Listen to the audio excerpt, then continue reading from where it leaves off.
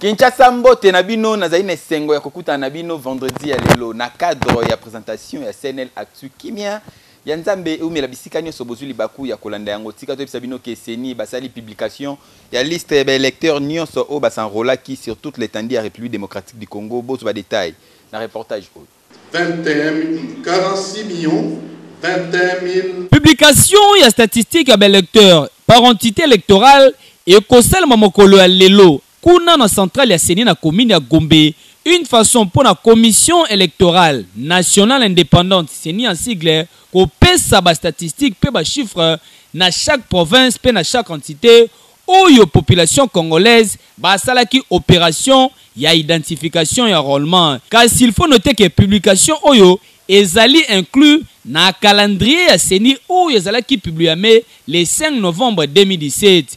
Commission électorale nationale indépendante Seni en sigle ezali à Botrin poti lelo bazali toujours kokokisa oyo komami na calendrier électoral oyo ezali une façon le susu pona kosala keba oyo bazaki ba doublant bakoyeba na mpoisa pe ba oyo bazaki ba carte d'électeur te et ko permettre bango le susu ba kende na ba commune kozwa ba carte d'électeur et ça normal et que yo oui. Mama Janine Mabunda azalaki na installation ya PPRD Lukunga bozo ba détail na reportage signé Fils Mani.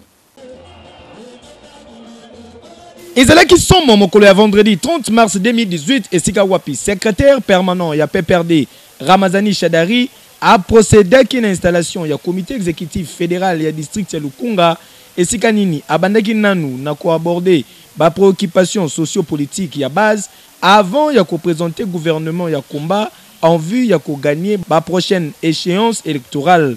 Na yango a présenté qui na présidente nationale ya Ligue de femmes ya PPRD madame Janine Mabunda oyo azali moko ya ba plus grande dame ba préoccupation ya camarade initiateur ya parti Joseph Kabila Kabange ya komema ba femme ba participer massivement na ba action pe na ba activité politique. Et bongo mokola le 31 mars 2018 mobange na réunion de réflexion sur état de lieu ya Ligue de femmes ya PPRD et Salamaki na Kadeko et Sikanini à l'ordre du jour balobelaki sur communication ya présidente sur état de lieu ya Ligue de femmes, préparation ya sortie ya Ligue de femmes ya PPRD à Kinshasa, plan d'action trimestriel ya Ligue de femmes avril, mai, juin, pe organisation ya travail et Sikanini après lecture pe analyse besoin quelques recommandations telles que mettre en place la stratégie d'autonomisation et la Ligue des femmes, tout en mobilisant paix à associer les femmes actives, commerçantes, capables d'apporter des contributions financières, tenir compte de la contribution de la diaspora, car bazali paix les électeurs. Protocole d'accord intersociété entre Zesco, Snell et Cinéma qui mokola lobby bozo ba détail na reportage signé Fils Mani. Cérémonie et signature, il y a protocole d'accord intersociété entre Société nationale d'électricité et la République démocratique du Congo, SNEL, Namukuse, PZESCO Limited, Société ya Zambie, relatif na projet ya ligne interconnexion 330 kV, Kolwezi, Solwezi et Salamaki avec un pacte pédologie, Mokolo ya lobby jeudi 5 avril 2018. Makambu nyonso ebandaki nanu na salle de conférence Kinshasa na Kempeski Fleuve Congo Hotel na commune ya Gombe. Et Sika Wapi, secrétaire généraux en charge de l'énergie de la République démocratique du Congo, pays à Zambie, expert Basanganaki na réunion mixte RDC Zambie sur projet d'aménagement hydroélectrique y a rivière Luapula pour la construction y a ligne interconnexion à 330 kV Kolwezi Solwezi. Présentation y a rapport synthèse sur état et avancement y a projet Luapula. Ratification y a présentation y a SAP PDBSA au sein il y a unité, il y a gestion, il y a projet loi pour la paix, Solwezi, Kolwezi, budget, paix, financement, il y a frais de gestion, il y a projet loi pour la paix, présentation, il y a adoption, il y a projet d'avenant, un protocole d'accord, des alaki point à l'ordre du jour. Kolongwa wanande délégation, il y a secrétaire généraux en charge de l'énergie, il y a République démocratique du Congo, pays Zambie, et Zouaki, direction, il y a ministère, il y a énergie, Kuna et Sika Wapi. Bakutana Kina, ministre congolais en charge de l'énergie, paix, ressources hydrauliques, Ingele Photo, ministre zambien, il y a énergie. Mathieu Nkoua, numéro 1, il y a société Zesco. Monsieur Victor Mundende, PDG, il y a Snell Jean Bosco Kayombo Sika Wapi. Basignaki, tour à tour, protocole d'accord pour la coopération entre RDCP Zambie, Les deux parties se convenant qui conformément à l'article 10 P13 du protocole d'accord intersociété modifiant le protocole signé na date du 9 juillet 2015. 1. Durée à protocole d'accord intersociété est reconduite pour la période de 36 mois, soit du 10 juillet 2018 au 9 juillet 2021. 2. Date entrée en vigueur, il y a avenant Oyo et date il y a signature. 3. L'article du protocole Oyo et qui n'objet amendement éthique valide avec force P effet le protocole Oyo dont après la discussion budget est s'élever à $350,000 américains adoptés. Hey, yo!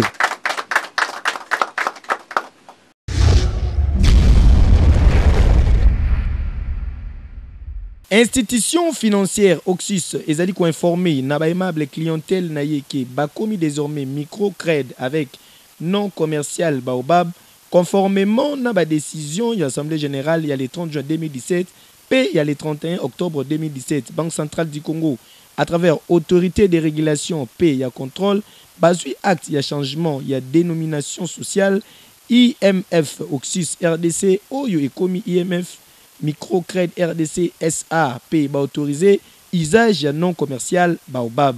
Batalisi que couleur ya agence na bango o yezalaki en vert et commis rose P ba client Oxus ba commis automatiquement ba client Baobab. Groupe international ya microfinance Baobab ba participer na inclusion financière ya ba entrepreneur P ba particulière congolais na offrir bango produit d'épargne P ya crédit via institution na bango IMF Microcrédit RDC SA Oyo siège social na bango Oyo zwami na numéro 137 avenue Kasavubu na quartier Chibango plus précisément na commune ya Bandalungwa représenté awa na directeur général na yango monsieur Michele Beaubrun.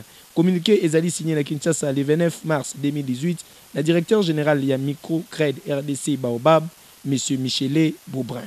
Collectif ya ba journaliste ya chronique politique basala ki memo oyo ba pesa ki epa ya président ya INPC ya Kinshasa bozo ba détail na reportage oyo.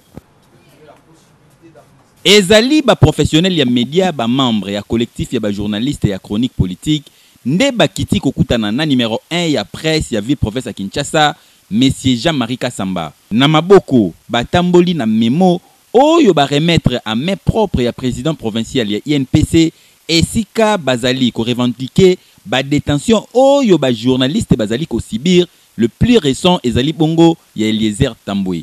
Jean-Marie Kasamba a communiqué boyi. Ngamona bengaki dès le premier jour pona eba likambo ezandengeni.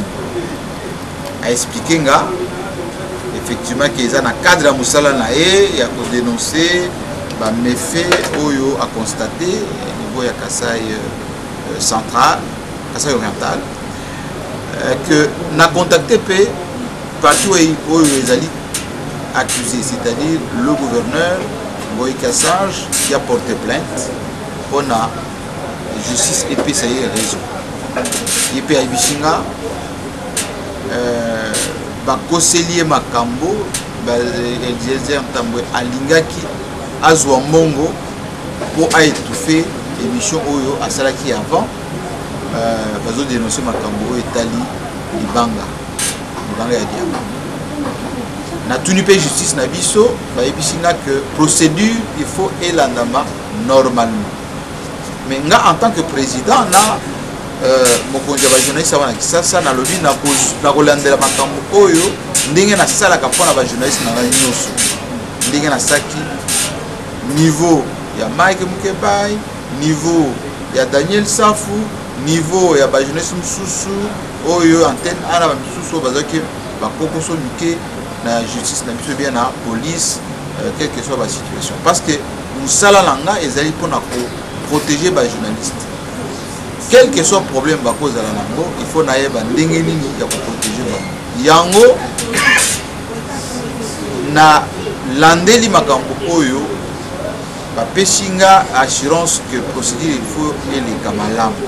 Coordonnateur ya CJCP John Lungila Abakisi Boye. Toi qui komona président Jean-Marie Kasamba oyo azali numéro 1 molobeli na biso na Kinshasa na cadre ya UNPC pona ko déposer mokanda na biso ezali ba oyo tozali ko senga na ye pona ka ya muninga na biso Eliezer Ntambwe oyo azali na makala depuis tongo ya lelo. Alors tolingi que ka ya Eliezer Ntambwe ezala ezonga na niveau ya corporation parce que toza na ba instance oyo ezali habilité pona ko juger journaliste na cadre ya ba erreur oyo azo commettre ceux qui azo sala musala na ya journaliste. Alors le quoi Eliezer Ntambwe ba zo landé na gouverneur pour Nandenge Aloba qui est en plein exercice de métier naïe. Nous pensons que la corporation est mieux placée pour Nakuyo Kaye s'il faut que ça la réparation est possible. Donc c'est PLP parce que le président a rassuré Bisso qui déjà banda qui ba démarche avant même que Bisso toya comme naïe et to adhérer na démarche naïe, na appel au calme où a lancé par ba journaliste Nyonso. Parce que souhait n'a biso ezali que Eliezer Ntambwe a la libérer et il faut que tout ça la paie makambu de manière responsable. André Toko di yende gagnant ya PLR bafuta ki na mitendi boss ba détail na reportage pose. Jouer c'est gagner. Ezabo imvulate, ezabo été. Inauguration ya espace PLR mitendi sur route Matadi na commune ya Monga Fula et Salami Mokolo ya lelo.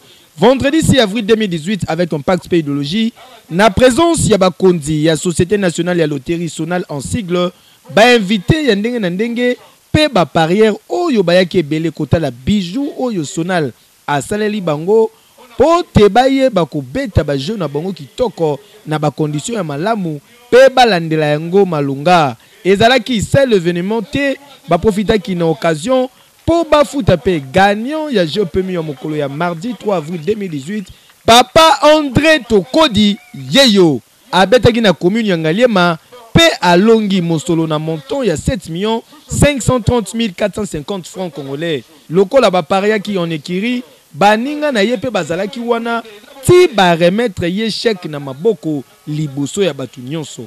Na micro SNL boyoka ba communication esalamaki kuna.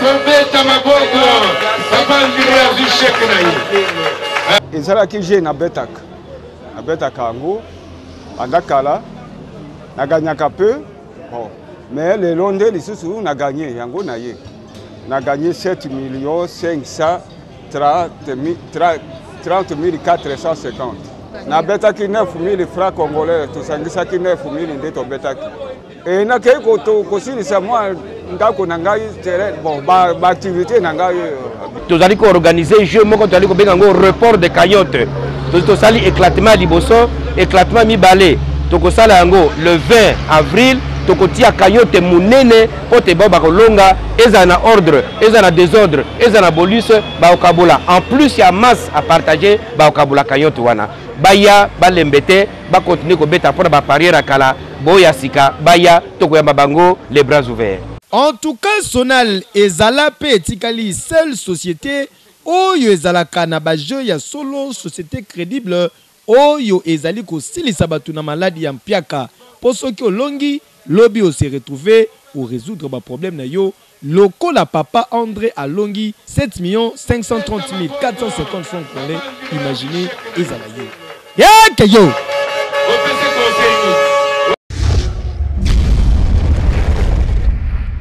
Tokomi na suka ya présentation ya CNL oyo ngai nazaki na isengo ko présenter yango pona bino tika to sabino ke 6e ataka balion ekoyinda mabe soirée ezali pona ba partenaire nyonso ya CNL na salle de fête les boulevards et bongo barbecue pona batu nyonso o balela CNL le 22 avril kuna na Simoz Plaza Elongo na Igwe le roi de la forêt boya to diembela ba photo selfie po fête ya CNL efita marana batu nyonso ngana bino tokute mokola lobi na même plaisir kande tozali koloba oyo wana jamais kokana sa oyo wapi mafuto oyo wapi ekeyo oui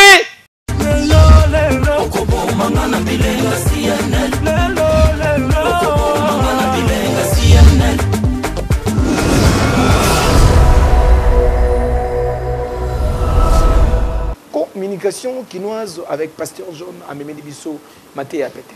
Vie eza challenge. Kolenga kalengaka te ezala l'aise. Ce qui a payé car yo kenda na transport. Mutake makolo na bino mibale azate. Pone pse que no songo yo mutokena na transport mi mona kapamba. Tala tango mataka na taxi.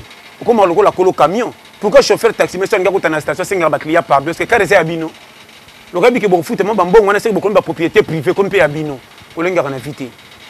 pesa confiance na oya pesi yo pema milinga zala courage ko bonga na vie dépendant na ndenge nzamba pesi le courage tika bilela lela ko tamboka na ba dossier pas si ton dire ba document na sali pekin de l'oxaba truc la kaya livre batangela ko ba page faux batu nyonso bazo seke bakokisa bisengo mutema etinda te mutu mutazana bampana mitema nami lokola betela ko te moyeba ezate zonga giga zala courage kangama na musala et puis na ko peso tolimoko nzela ko bonga ezaka nzela licho soko seka mito ko mona mapambolité osa comprendre na zolo bawana zala attaquant ko fanda te ofandela masolo kana TV ko sapaka be kana ko tuna pays na makamba bilbi te na boye loko wana trop tuna makamba pays ndenge zokene mezala courage po pe ate bongi soko saka dire kuto wapi yanduka.